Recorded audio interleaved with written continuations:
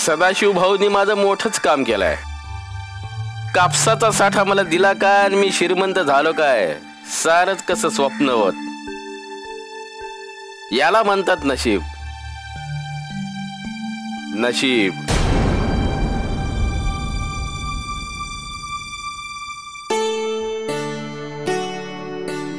बदामाचं दूध. वा, छान. आता कसं वाटतंय? खूपच छान. छान वाटतंय ना? होय. सगळं कसं संपलंय असं वाटतं ना. पुन्हा सारा नव्यानं सुरुवात झाल्यासारखं वाटतंय बघा. अहो, ही सारी त्या गजानन महाराजांची कृपा. नाही, महाराजांची कृपा आहेच. पण महाराज नेहमी म्हणतात की मी स्वतः काहीच नाही करत, मी फक्त निमित्त मात्र आहे, नाही का? जो कष्ट करतो तो मोठा होतो. नाही, मी कष्ट केले, मी श्रीमंत झालो, मी मोठा झालो. हा, महाराज निमित्त मात्र आहेत असं म्हणतात. हा त्यांचा मोठेपणा झाला. म्हणून काय आपण त्यांचे उपकार अमान्य करायचं होय? अमान्य कोण करतंय हो? हा, पण कोणाला किती महत्व द्यायचं ना, ह्याची एक मर्यादा पाळायला हवी. बसली चर्चा. हे बघा, आता जयूच्या लग्नाचं बघायला हवं. चांगला श्रीमंत आणि तोला मोलाचा जावई बघायला पाहिजे आपल्याला. कळलं? हवं. नुसती श्रीमंती पाहू नये, संस्कार पाहून जावई करावा. अहो, त्या संस्कार विस्कार सोडा हो. आपण नाही आपल्या मुलांवर संस्कार केले? हा, तसं जावयावरती पण त्याच्या आई वडिलांनी संस्कार केले असतीलच. ते तपासून बघण्याची गरज नाहीये. हा, फक्त त्याला व्यवहार ज्ञान आहे की नाही तेवढंच बघा. कळलं?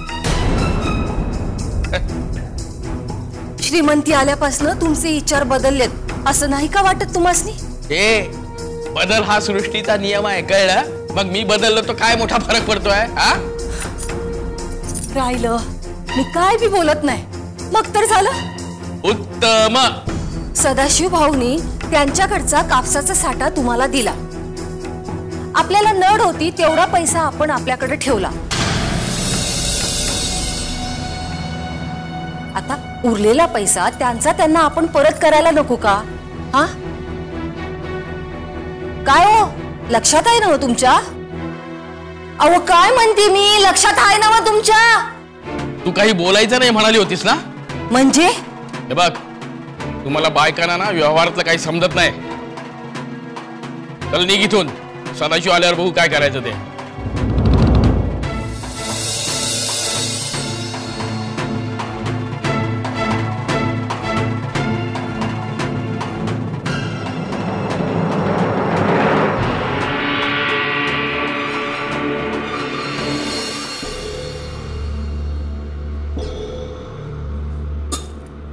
ऐकलं का?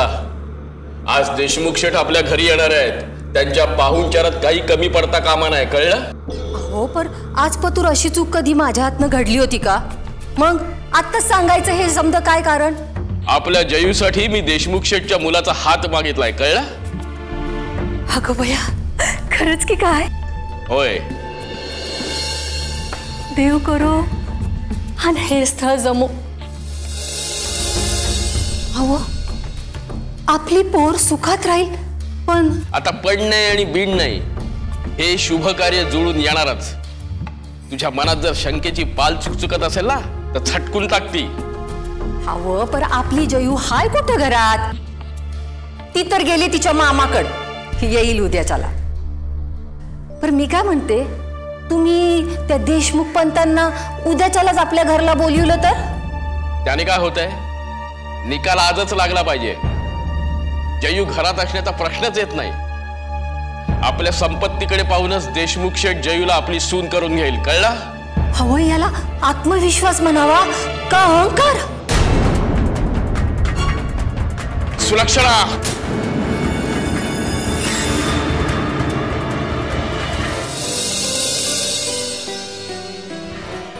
या देशमुख शेठ, या या या. नमस्कार नमस्कार. नमस्कार. बसा. काय, कसा झाला प्रवास? छान. ओळख करून देतो तुमची मी. या आमच्या सौभाग्यवती. नमस्कार. आणि हे देशमुख शेठ, कापडाचे मोठे व्यापारी आहेत ते. आता पहिल्यांदाच आमच्या घरला आलात तर जेवूनच जायचं बरं का. दामू,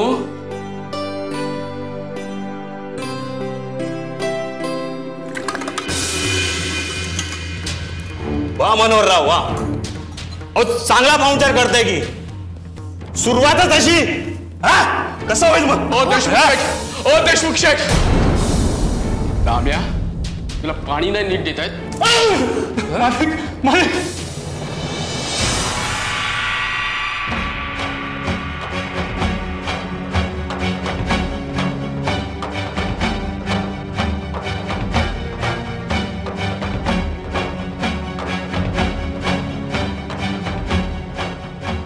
अरे रे, हे काय करतोयस मनोहर. श्रीमंतीने इतका मस्तवाल झालास, वडीलधाऱ्यांवर देखील हात उचलायला लागलास. भोगशील बरा.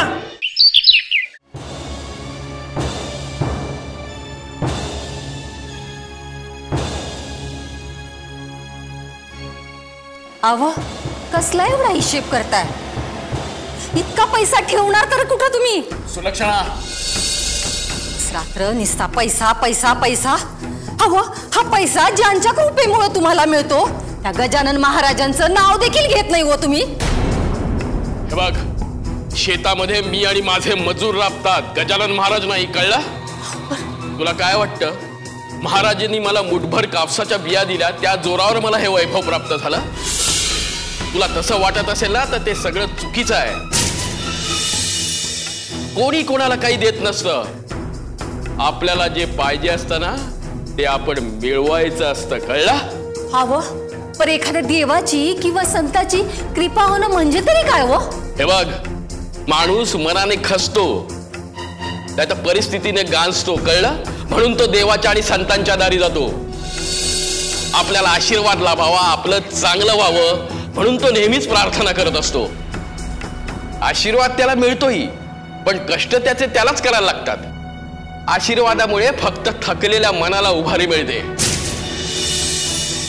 आणि हे बघ, गजानन महाराजांची माझ्यावरती कृपा आहे म्हणून मी सारखं महाराज महाराज करत बसलो ना तर खायच्या अन्नाला सुद्धा मोताद होईल मी. कळला.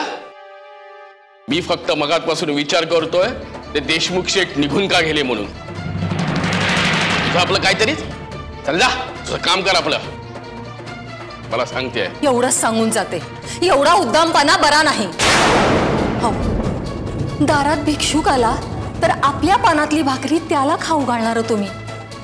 आणि आताच तुम्ही यातला फरक जितक्या लवकर दूर कराल तितकंच बरं.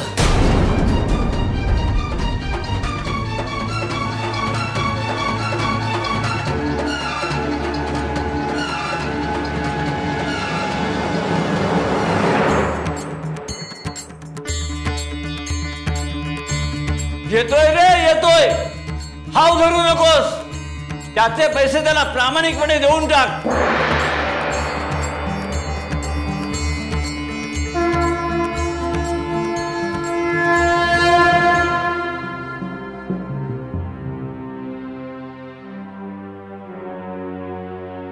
अव तुम्ही काही चौकशी केली का. हे बघा, काय बी झालं ना तरी आपल्या जयूचं स्थळ नाकारलं जाता कामा नये बघा. असं कसं होऊ देईन मी. ते श्रीमंत आहेतच, पण आपण बी काही कमी श्रीमंत नाही आहोत. जयूचं स्थळ नाकारण्याचा मूर्खपणा ते करणार नाहीत. मनोहरराव नमस्कार. भाऊजी, अहो किती दिवस काढलात मुंबापुरीत. काय करणार, थांबावं लागलं. माझी एकुलती एक बहीण. अहो तिचा संसार मोडतो की काय असं झालं होतं.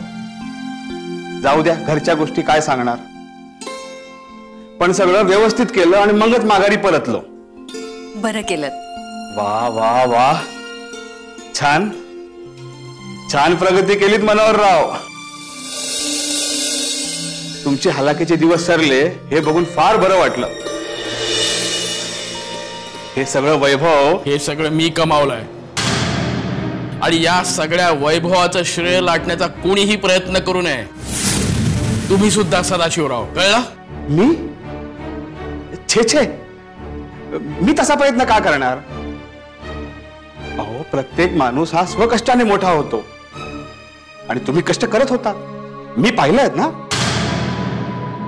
आणि तुमच्यासारख्या सज्जन आणि कष्टाळू माणसावर ईश्वराची कृपा होणारच होती. पर माझ्या कापसाचा साठा मी तुम्हाला देऊन गेलो होतो. माझे पैसे तुम्ही जपून ठेवले असतीलच. तेवढे जरा मला परत केले तर बरं होईल. मुंबापुरीला माझ्या बहिणीकडे पाठवायचे आहेत ते मला. कुठले पैसे? कुठला कापूस? मी तुमचं काही देणं लागत नाही. हा मनोहरराव,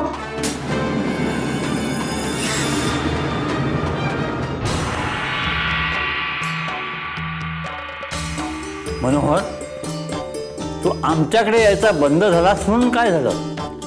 आमचं तुझ्याकडे लक्ष आहे. तुझा उदारपणा आम्ही पाहिला होता. आता तुझा उद्दामपणाही आम्ही पाहतो आहोत. दीन दुबळ्यांना अशी वागणूक देतोस आणि मैत्रीलाही जागत नाहीस. ठीक आहे, ठीक आहे, बघू हा तुझा तोरा आणखीन किती दिवस राहतो तेच बघतो आम्ही. देशमुख, तुला सोडणार नाही मी. देशमुख, देशमुख, देशमुख, देशमुख. देशमुख शेठ असं कसं वागू शकतो? आपल्या जयूचं स्थळ तो कसा नाकारू शकतो? हा माझा अपमान आहे. आणखीन तो कदापि सहन करणार नाही मी. म्हणजे तुम्ही करणार तरी काय? असं काय करणार? देशमुख शेठच्या सुताच्या गिरण्या आहेत आणि सूत बनवायला कापसाची गरज असते. तो कापूस आपणच त्यांना पुरवतो. तो कापूस आता त्यांना देणार नाही मी. बघूया बघूया कशा चालतायत त्याच्या गिरण्या आता ते. अहो, पण त्यांचा तोटा करून तुमचा काय फायदा होणार? मला माझा नफा नकोच आहे मुळे. मला महत्वाचं आहे ना ते त्यांचं नुकसान. नाक घासत आला पाहिजे माझ्याकडे तो. माझ्या अपमानाची किंमत त्याला मोजायलाच लागली पाहिजे. कळलं? तुमचं हे काय बी पटत नाही बघा मला. सुलक्षणा, कुणाच्या बीविषयी मनात वैरभाव असू नये. वैरभाव म्हणजे कीड, आणि ही कीड आपल्यातली माणुसकी पोखरते. ही कीड लागलेला चालू शकतो, बोलू शकतो, हिंडू शकतो, फिरू शकतो, पर त्यो माणूस नसतो. तर ते असतं फक्त शरीर. झाली का तुझी शिकवणी परत सुरू? हवं, पर या शिकवणीचा तुमच्या मनावर काय बी परिणाम होत नाही याचं वाईट वाटतं बघा. मालक, मालक, वालास का परत? काय करू मालक? अहो, तुम्ही मला मारून हाकलून दिलात, पण खाल्ल्या मिठाला मला जागावं लागेल. अहो, तुमच्या शेताला आग लागून सारा कापूस जळून खाक झाला. एवढं सांगायला आलो होतो. काय म्हणालास? शेताला आग लागली, सगळा कापूस जळून खाक झाला. ऐकलं सुलक्षणा? शेताला आग लागली, कापूस जळून खाक झाला. सुलक्षणा, आता काय करायचं? तुम्ही काळजी नका, गजानन महाराज आहे ते समजा. शेताला आग लागली. तुम्ही काय बी काय कापूस दमानं घ्या किंवा दमानं घ्या, दमानं घ्या. तुम्ही महाराज आपलं सोनं चांगलं कर. महाराज, महाराज, महाराज. अलभ्य लाभ, अलभ्य लाभ. स्वतः लक्ष्मीपुत्र आमच्या भेटीला. मी कसला लक्ष्मीपुत्र महाराज? अहो, माझं कापसाचं उभं शेत जळून गेलं. माझ्या मुलीचं लग्न मोडलं महाराज. अरे, तू कशाला चिंता करतोस? तुला सर्व काही येतं ना. लोखंडाला हात लावशील तर सोनं करशील. नाही महाराज, माझी तेवढी योग्यता नाही. मी कुणीच नाही. मी फक्त तुमचा दास आहे महाराज. खरं की काय? महाराज, महाराज, भक्तावर दया करा. भक्त? श्रीमंती आली तसा तुला आमचा विसर पडला आणि तू स्वतःला सर्व समजायला लागलास. लोकांना फसवून धन कमवायला लागलास. दोस्तांचा विश्वासघात केलास. ज्यांनी तुझ्या बेताल वागण्याला विरोध केला त्यांचं तू वाईट चिंतलंस आणि आता आमच्या पायाशी आलास, स्वतःला आमचा भक्त म्हणवतोस. क्षमा करा महाराज. चूक झाली, एक डावी असली माफ करा. अहो, संपत्तीच्या लोभापायी हे आंधळे झाले होते, पर आता यासनी चांगलीच अद्दल घडली. तेव्हा महाराज माझ्यावर दया करा आणि एक डाव यासनी संधी द्याव. मी तुमची माफी मागते, फक्त एक डाव संधी द्या. महाराज, एकदा संधी द्या. संधी देणारे आम्ही कोण? संधी तो देतो. आणि तुझ्यासारखे करंटे सुवर्ण संधीची माती करतात. ही पतिव्रता तुझ्याशी जोडली गेली आहे म्हणून तुझा निभाव लागला आहे. यापुढे तुझी क्षुल्लकशी चूक देखील तुला महागात पडेल. हे लक्षात ठेवून वागलास तरच तुझं भलं होईल. होय महाराज, यापुढे माझ्या हातून कुठलीही चूक घडणार नाही. महाराज, मला तारून द्या, मला तारून द्या महाराज, मला तारून द्या, मला तारून द्या, मला तारून द्या. गण गण गणात बोते, गण गण गणात बोते, गण गण गणात बोते, गण गण गणात बोते.